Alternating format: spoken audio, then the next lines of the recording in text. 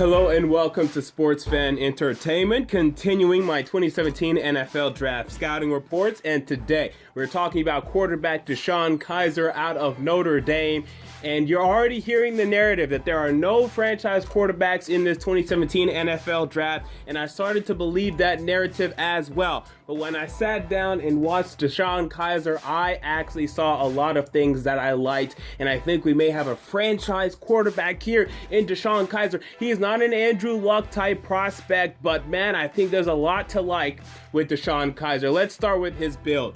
6'4", 230 pounds, and this is almost ideal size for the quarterback position. I do believe size is a little overrated, but let's just talk about it. Now, I will say this, his poundage, his weight, I think it's a little too high, especially when you look at his frame. I think he's carrying a body fat percentage over 15%, which isn't a big deal. I mean, Ben Roethlisberger is walking around probably like 19 over 20%, so it's not a big deal, but I think he could lose probably 5 to 10 pounds to me, probably 5, and have a better frame and probably be a little faster in the open field. You look at his 2016 statistics.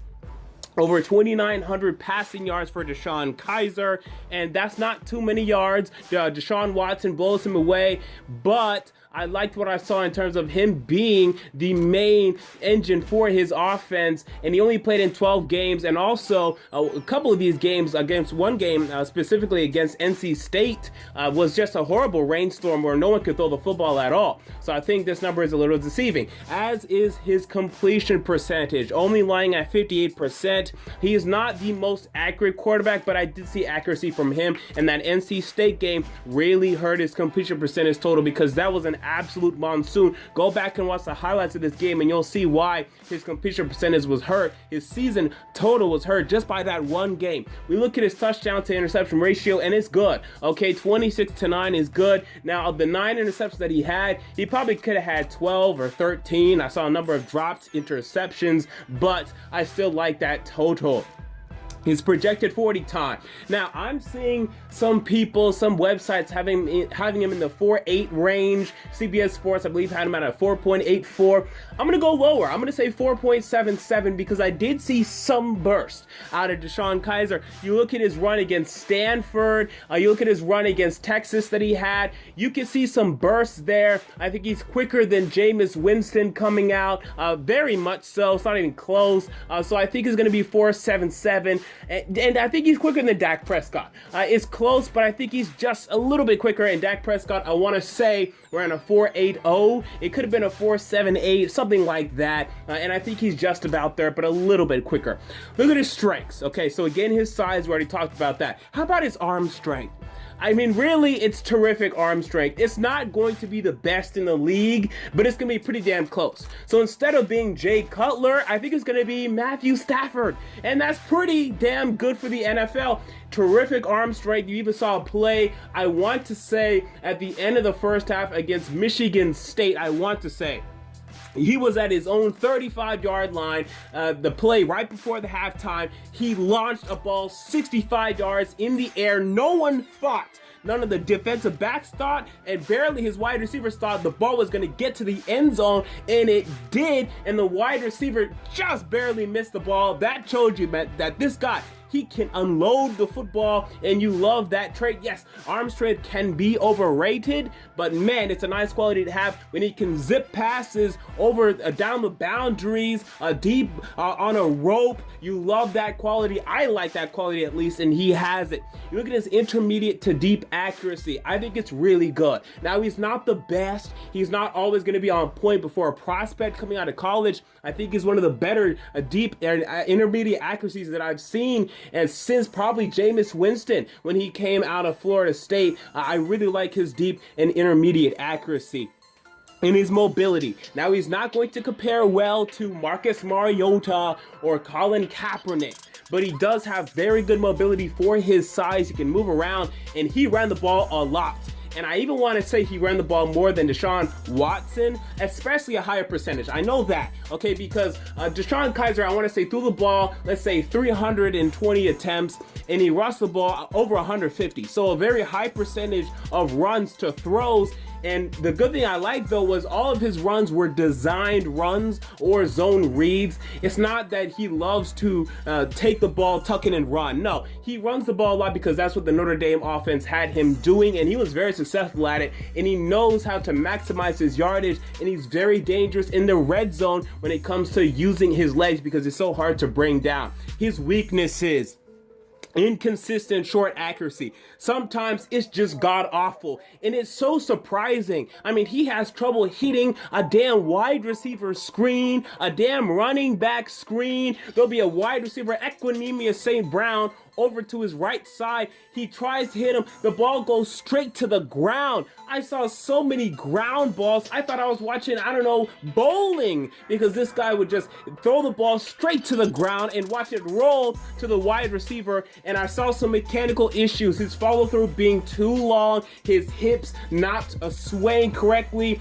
not transferring enough of his weight on the short throws. So that's a little odd for me. And he also has a very wide base with his legs when he's throwing the ball. So mechanically, I think this can be fixed, but sometimes it's just horrible. And it's so odd because, again, usually you would think, okay, the short routes, the wide receiver screens, they'd be the easier throws. Not for DeShone Kizer. His pocket presence, I think it's honestly pretty awful.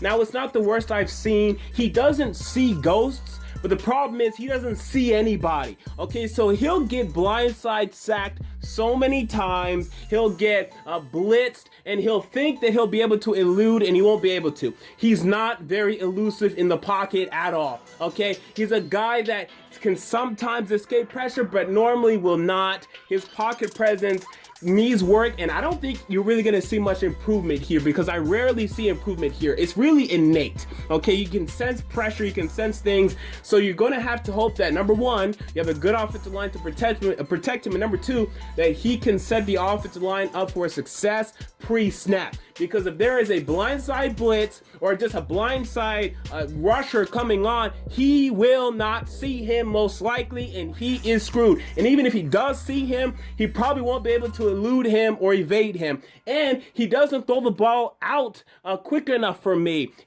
He's much more willing to take a sack than throw the ball out. He needs to work on that. And lastly, his decision making, okay?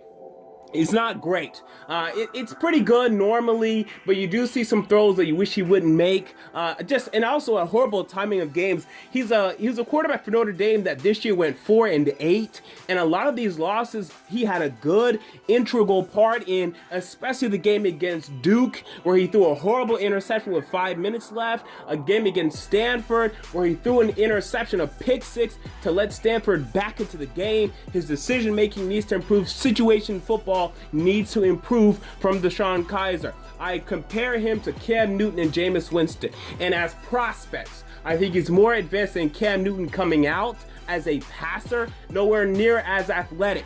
In terms of Jameis Winston, I think he's less advanced as a passer, but more athletic than Jameis Winston. And similar to both of these guys, he has a nice arm, okay? And he's able to hit deep throws pretty consistently. I'd say more consistently than Jameis, not as consistent as Cam Newton. So I really like that pro comparison. His best fits: I would really love for him to go to Arizona. I think he would find so much success there. Sit for 1 year, if that. I mean, I think if the Cardinals struggle again next year, sit 8 games, throw him in there, he's going to find success with David Johnson, that offensive line, Larry Fitzgerald, and those wide receivers. He'll find great success in that Bruce Arians offense. I like the fit in Chicago. I think with that offensive line that played better this year, with a veteran head coach in John Fox, he's a guy that'd be a nice successor to Jay Cutler. The 49ers with Kyle Shanahan, I think that'd be a good fit. Even the Cleveland Browns, even the New York Jets, guys, I like this guy. And I give him a prospect grade of 84, which is an average starter, but with potential to be really good in the future. And let me tell you, okay, he's going to have lower grades than Myles Garrett, or he's going to have a lower grade than Myles Garrett, than Leonard Fournette, than probably Dalvin Cook from me. You know, I haven't gotten into them yet, but I will. But ask yourself this question. If you were the Carolina Panthers in the 2011 NFL Draft, and you know what you know now, okay? You knew what you know now in that Cam Newton is going to be a quarterback who's pretty average, honestly, maybe has a great MVP year, right?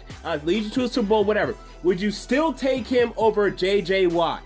I would. And with that said, I think teams at the top of this draft need to seriously consider taking DeShone Kizer over Myles Garrett, over Leonard Fournette, because those players will be better football players. J.J. Watt is a better player than Cam Newton. Von Miller is a better player than Cam Newton. All these players that were under Cam Newton were better players, but with a chance to fix your quarterback position, I think you have to grab that and take that. Because even the Houston Texans this year, their defense was number one without J.J. Watt. A great defender is great to have, but a quarterback will always be more valuable. Look at the Cowboys without Tony Romo. Look at them with Dak Prescott. A quarterback is so valuable.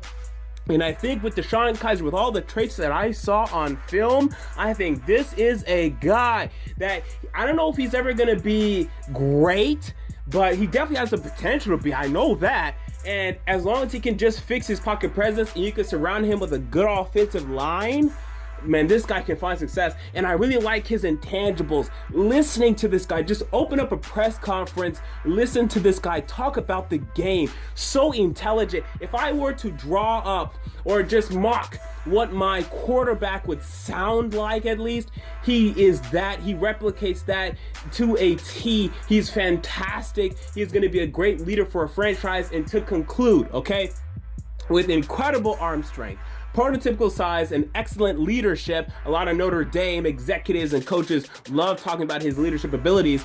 Kizer could really prove to be a really good quarterback in the NFL as long as he can receive good protection and improve his mechanics on short throws and improve his decision making. Again, guys, I like DeShone Kizer.